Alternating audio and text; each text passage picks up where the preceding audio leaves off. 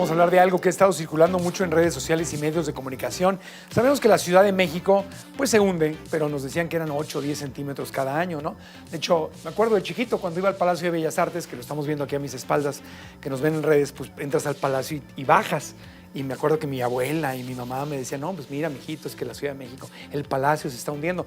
Pero ahora ha estado circulando información de que dice que se está hundiendo áreas de la Ciudad de México 40 centímetros al año, y la Universidad Nacional Autónoma de México advierte que hay zonas de la Ciudad de México que podrían volverse inhabitables en menos de 10 años. O sea, eso no es nada. Y queremos saber, número 1, ¿es verdad o no es verdad? 2, ¿por qué?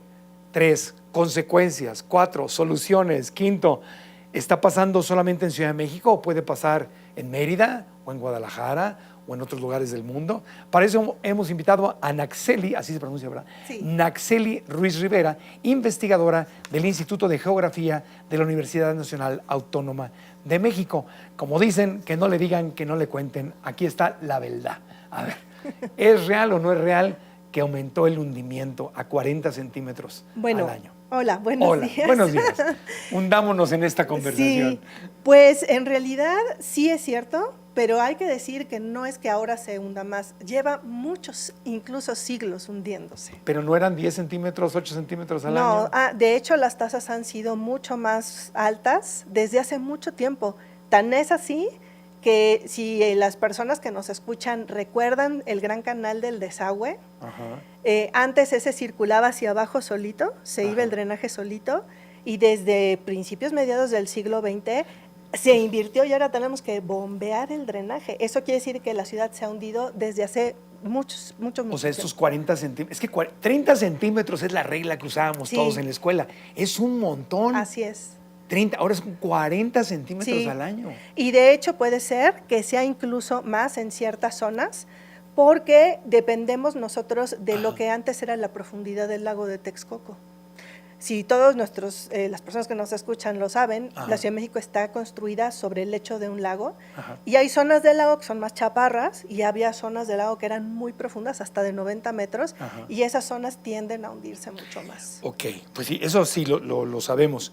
Pero, ay Dios, ¿por dónde empezamos? ¿Por qué si no es nuevo, por qué ahorita de repente salió todo esto en redes sociales? Bueno, sale porque estamos llegando a un punto en el que el suelo ya, digamos, ya está muy frágil y ya no está sosteniendo incluso las construcciones que tenemos ahorita. Estamos, digamos, a lo que llamamos un punto de inflexión. O sea, ahorita sí está haciendo una diferencia en las construcciones y en la infraestructura, porque si tú tienes un tubo de drenaje y resulta que acá se hunde, obviamente ese tubo de drenaje o de agua potable o el metro incluso se puede deformar, y no toda la infraestructura está diseñada para aguantar esas deformaciones. Eso suena horrible. Es horrible, así es. Es algo de lo que tenemos que Pero ¿por qué salió ahorita a la luz entonces? Si es un problema que no se agravó en los últimos años y ya lleva mucho, ¿por qué de repente ahorita todos estamos hablando de esto? Yo creo que es porque nuestros compañeros de geología han tenido como el tino de alertar a la opinión pública de que ahorita hay zonas de la ciudad en las cuales esto está generando muchísimos problemas. Le estoy hablando de Tláhuac, de Azcapotzalco, de Venustiano Carranza, y como ahorita ya se están viendo cada vez más los problemas y empieza a ser un tema más público, creo que se ha alertado de que realmente ahorita estamos en un punto en el que si no lo atendemos, pues nos puede ir bastante preocupante. Oye, aquí veo Iztapalapa, Tláhuac, Gustavo Madero, Iztacalco, Cuauhtémoc, Venustiano Carranza, Xochimilco y Benito Juárez. ¿Nada más? Nada más. Ok, no es la ciudad entera, pero son áreas de la ciudad. Son las zonas que antes eran el lecho del lago de Texcoco. Ok. Pero ahí hay edificios. Así es. Hay metro, como dices tú.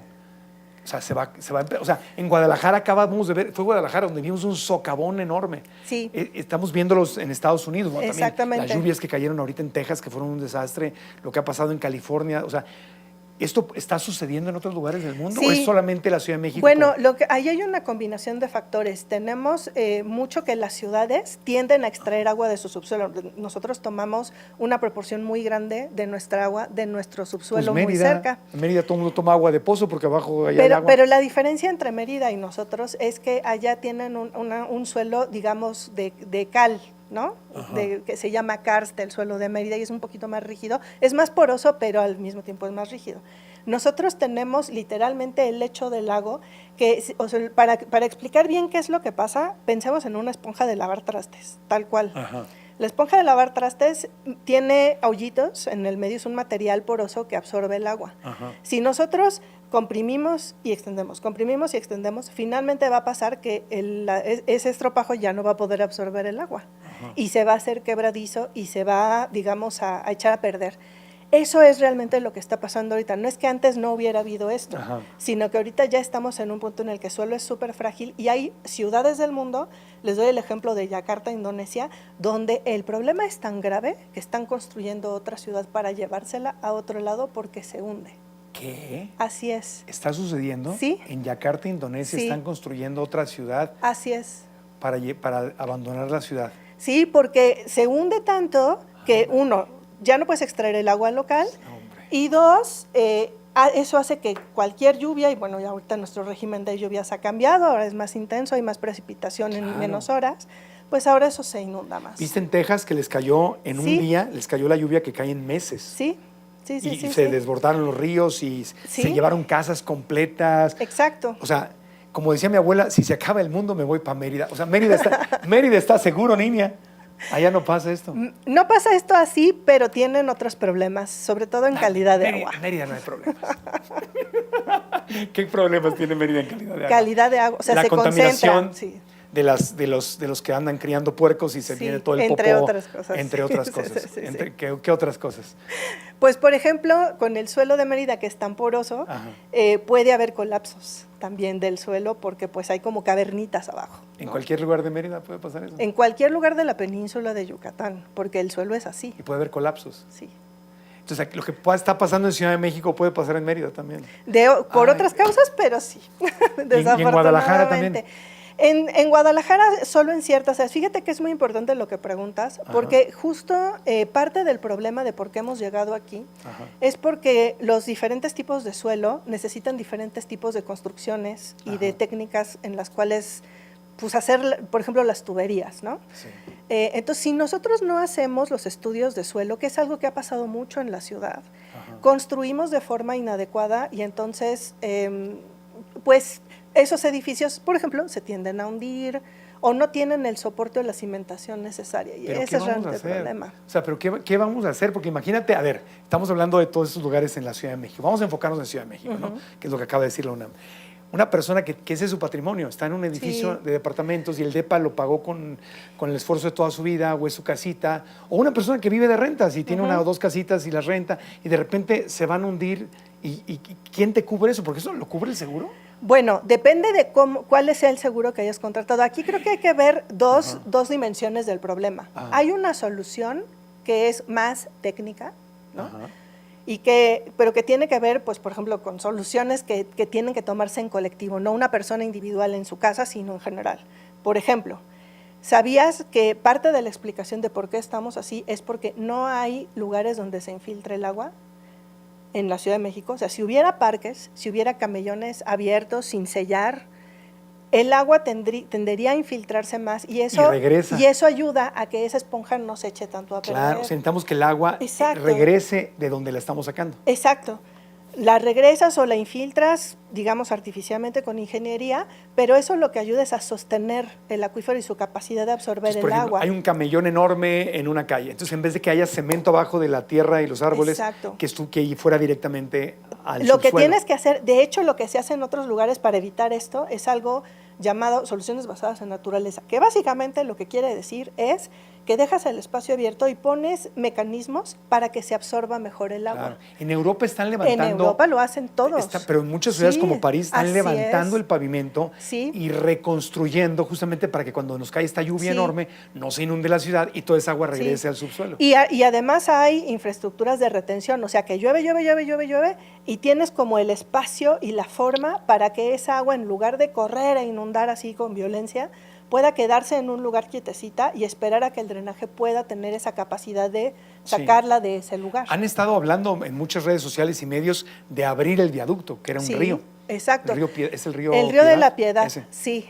Y eso es importante porque, de hecho, la tendencia a nivel mundial es a naturalizar las ciudades. O sea, regresar al pasado. Exacto, es respetar las áreas verdes, es abrir los ríos, es dejar como la mayor cantidad de espacio verde posible. Claro. Y digamos, con el enfoque también de mantenimiento que eso implica, ¿no? Sí, sí, porque eso lo que hace es, por un lado, pues te da la capacidad de enfrentar estas lluvias que sí efectivamente son más fuertes ahora de lo que solían ser por muchas razones. Pero también te da calidad de vida. Es que no pensamos en que los espacios verdes nos dan una gran calidad de vida. Oh, ¿no? te dan sombra, absorben el agua, etcétera. Oye, esto del río, del viaducto, o sea, la idea es, vamos a ir a una pausita. Estamos platicando con Naxeli Ruiz Rivera, investigadora del Instituto de Geografía de la UNAM. Y ahorita quiero preguntarte, en la Ciudad de México, esto que dicen de abrir el viaducto, ¿sería quitar la vía? O sea, quitar el viaducto y que todo eso vuelva a ser un río. ¿Y ese tráfico para dónde lo mandamos? ¿O qué hacemos ahí? Si vamos a una pausa y te pregunto eso. ¿Y qué otra solución para la Ciudad de México? ¿O qué otra solución para la gente en Mérida o en Guadalajara o en Monterrey? O sea, ¿qué soluciones podemos tomar a nivel gobierno, iniciativa privada, ciudadanos? Porque si está grave el problemita y las lluvias y las sequías no van a acabar, tenemos cada vez clima más extremo. Pausita y volvemos con más aquí en Radio Fórmula. Ruiz Rivera, investigadora del Instituto de Geografía de la UNAM, sobre el tema de estos hundimientos, el hundimiento que tiene la Ciudad de México de 40 centímetros aproximadamente promedio. Nos decías que en algunos lugares más, en otros menos, y que en 10 años o en menos de 10 años en algunas áreas puede haber problemas fuertes. Vamos a tocar en este segmento a ver si alcanzamos todo. El tema de las soluciones posibles para la Ciudad de México, el tema de que está saliendo de abrir el viaducto, ¿no? De regresar eso era un río, convertirlo de nuevo en río. ¿Qué otras soluciones para la Ciudad de México? Chalco, Estado de México, que es un problema grave. Y también Mérida, donde me asustas porque mi abuela decía, si se acaba el mundo, nos vamos para Mérida. Y yo ya estoy comprando mi depa ya para irme para Mérida. Muy bien. Entonces, a ver, ¿qué onda con esto? Entonces, empezamos con ¿cuál? Chalco, Estado de México, tiene un problema grave. Sí, Chalco, como ustedes saben, se inundó hace poco de una forma tremendísima. Chalco es uno de estos ejemplos perfectos de qué pasa cuando tienes un lugar que se hunde de una forma, digamos, pues ya más pronunciada, ¿no? Entonces allí, por ejemplo, es un ejemplo de todo lo que sí deberíamos, no deberíamos y sí deberíamos hacer. ¿Qué no deberíamos hacer? Seguir extrayendo agua del subsuelo. Y ellos tienen además el problema que reciben todo el agua del Iztapopo. Es digamos, un flujo que viene de montaña arriba a montaña abajo y que eso agrava de por sí pues, el hecho de que el área recibe muchas aguas residuales, ¿no? Entonces, allí, cuando se desborda el canal, pues se desborda de aguas negras mezclada con aguas pluviales, ¿no? Ahí estamos viendo imágenes. Eso es lo que eso es exactamente lo que queremos evitar. Las enfermedades, todo lo que todo. Y las afectaciones económicas y emocionales de la gente es terrible, ¿no? Entonces, parte de lo que hay que hacer en esos casos es una combinación de estrategias.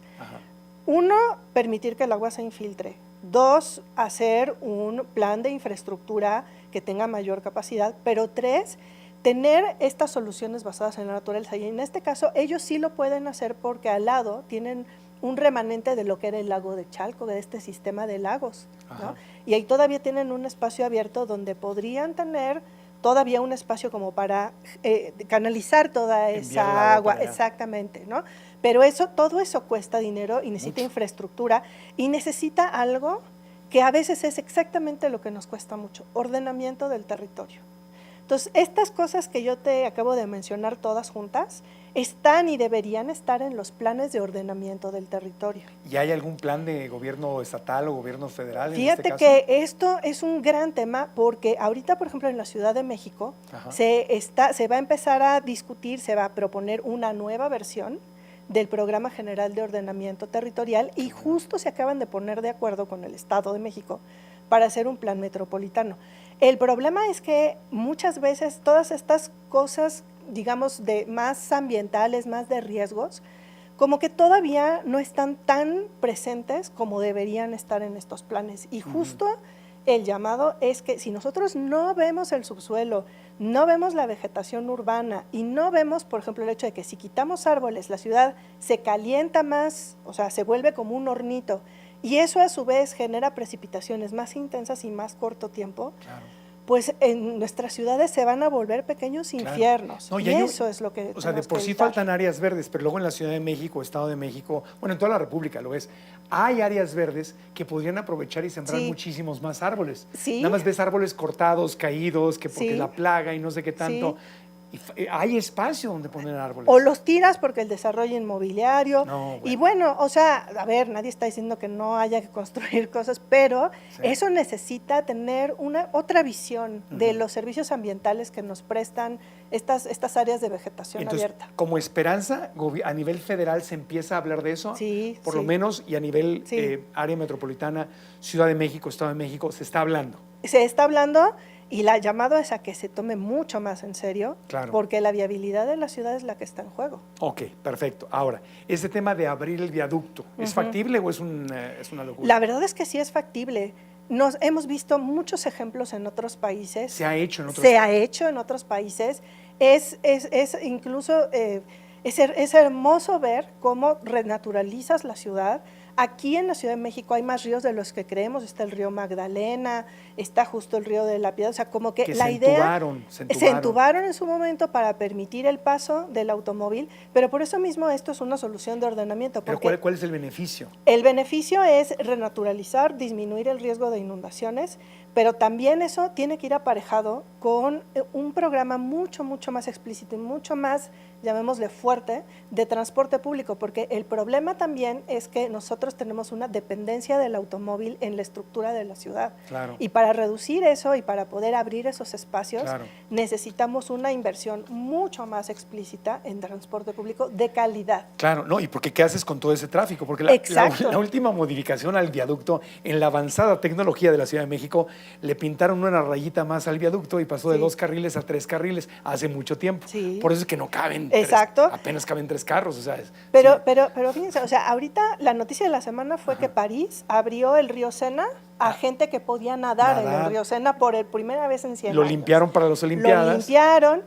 Eso es, a ver, es un sueño. O sea, nosotros que vivimos aquí se nos hace como algo irreal. Vamos a nadar al viaducto. ¿Qué va a hacer el domingo? Voy a ir a nadar al viaducto. Pero los ejemplos de ciudades que han hecho esto tratan de tener por lo menos calidad ambiental Sí. en el entorno, ¿no? Entonces, sería, ¿y el proyecto se está discutiendo o es un sueño guajiro ahí? Yo creo que todavía no se discute en serio. No se discute en serio. Sí. Pero sería abrirlo y tendrías que mandar todo ese tráfico, imagínate, para ir al aeropuerto y todo el oriente de la Sí. ciudad y todo. Sí. O sea, ¿qué haces con todo ese tráfico? Tienes que tener una combinación de soluciones que Sí. se basan en transporte público, pero se basan también en optimizar O sea, el transporte otro privado que segundo existe. piso, viaducto. No, No. No, justo eso es lo que no. Pues yo desde mi ignorancia Sí, pregunto, sí, porque sí. ¿para dónde mandas ese tráfico? Sí, pues es que entre más gente deje de usar el carro, también menos demanda hay de Bueno, los pero eso espacios. estoy 100% de acuerdo contigo. El avance de una ciudad no es cuando más gente tiene auto, sino cuando la gente que tiene auto incluso no lo usa para usar el transporte público. Pero para eso tendrían que terminar, ya se la saben, celulares y que, pues óyeme, o sea, cada vez se pone más, hay más miedo a usar el transporte público Sí. y andar en las calles. Y Entonces, si la seguridad no se exacto. soluciona, no hay bronca. Y no hay eso, forma. y eso es realmente parte de lo que se tiene en el Programa General de Desarrollo y en el Programa de Ordenamiento Territorial, porque la solución no puede ser nada más, abran el viaducto y ya, ¿no? Y ahora todos súbanse a los camiones. Exacto, no, Pues no sí. es así, sino tener un plan con plazos en 5 o 10 años, Sí. saber qué va a pasar, con metas a reducir, con metas a aumentar calidad Sí. de espacio, en fin, ¿no? Una vez fui a Bogotá, Colombia, hace un par de años, y yo llegué y había camiones Mercedes-Benz en el aeropuerto, y yo vi el transporte público y las ciclovías, y yo sabía que de ahí viene el tema del Metrobús y de la ciclovía, y yo blogueando, ¡ay, qué bien Colombia! Y el transporte público a todo dar, y se ve muy seguro. Y me dice una amiga colombiana, fui a cenar con ella, y me dice, oiga, gracias por hablar bonito de mi país, dice, pero ahí violan y asaltan, usted no ande recomendando eso. Sí. O sea, es un problema latinoamericano. Sí, es un problema latinoamericano. Ahora, no porque esté en toda América Latina decimos, ay, Sí. pues no hay bronca, no lo normalicemos, pero o sea, va de la mano. Mientras Sí. no se arregle la inseguridad, el tema del transporte público. Y en ese sentido creo que la clave es ver soluciones, digamos, en pequeñas mordiditas, ¿no? Ajá. O sea, no hacer algo así espectacular de entrada, sino ponernos plazos de veras en 5 años, ¿qué es realista lograr? Una mordidota, ¿no? O sea, pero no de las que, exacto, de las que no nos gustan, sino al contrario. Al contrario, o sea, de pequeños pasos Sí. realistas que nos permitan decir, bueno, de aquí a 20 años vamos a llegar a X. Pero tal okay, cosa. aquí la pregunta principal es, estamos con Axeli Ruiz Rivera, investigadora del Instituto de Geografía de la Universidad Nacional Autónoma de México. Aquí el tema es, ok, la UNAM ya lo dijo, estamos subrayándolo. ¿El gobierno lo está hablando? ¿Se está tomando en serio? Porque aquí puede haber un acuerdo entre gobierno e iniciativa privada. Se podría crear un proyecto donde todos cooperemos. Maravilloso. Pero si no se está hablando seriamente ahorita, entonces vamos... Ya estamos tarde, pero se tiene que hablar, Sí, discutir. sí se está, ¿De sí quién está. depende? Eso depende de una secretaría nueva que existe, bueno, que cambió de la Secretaría de Desarrollo Urbano y Vivienda, ahora es de Ordenamiento del Territorio, y ellos en conjunto con el Instituto de Planeación Democrática y Prospectiva, de allí depende, Ajá. ¿no? Justo ahora, pues hay que estar atentos porque no deben tardar, tienen este año para sacar el Programa General de Ordenamiento del Borrador, eso va a estar a consulta pública. Okay. Deben necesariamente de contemplar medidas para poder reducir el riesgo climático y también varios otros tipos de riesgo que vive la ciudad, particularmente el riesgo sísmico. Ajá. Y allí debería estar ese tema. Y justo a nosotros los ciudadanos lo que nos toca pues es participar en esas consultas y si no está el tema como queremos y con la intensidad y con la seriedad que queremos, Hay que ponerlo. hay que ponerlo. Sí, hay que ahora, ponerlo. a lo mejor soy muy inocente, pero si tuviéramos aquí sentadas en la mesa a Clara Brugada y a Claudia Sheinbaum, mi instinto me dice que ellas, por lo que sé de ellas y como las escucho hablar y proceder, dirían, estamos de acuerdo con lo que están diciendo en esta mesa. Sí. Ahora, de ahí implementarlo no es nada más con varita mágica. Así es. Pero tengo la esperanza de que estas dos mujeres que tenemos al frente de nuestro país y de la ciudad estarían de acuerdo con esto. Seguramente están de acuerdo. La cuestión acá realmente no es si esto hay que verlo, sino cómo hacerlo. ¿Cómo se hace? ¿Y con qué dinero? Y el cómo hacerlo implica que tienes que tener presupuestos, tienes que tener lineamientos y tienes que tener una idea clara de cuáles son los escenarios, porque aquí hay una cosa. Hay una cosa, un corte comercial, que ahorita nos dices esa cosa y hablaremos también del tema de Mérida y de otras ciudades. Rápidamente volvemos con más aquí en Grupo Fórmula, hablando de soluciones. Volvemos.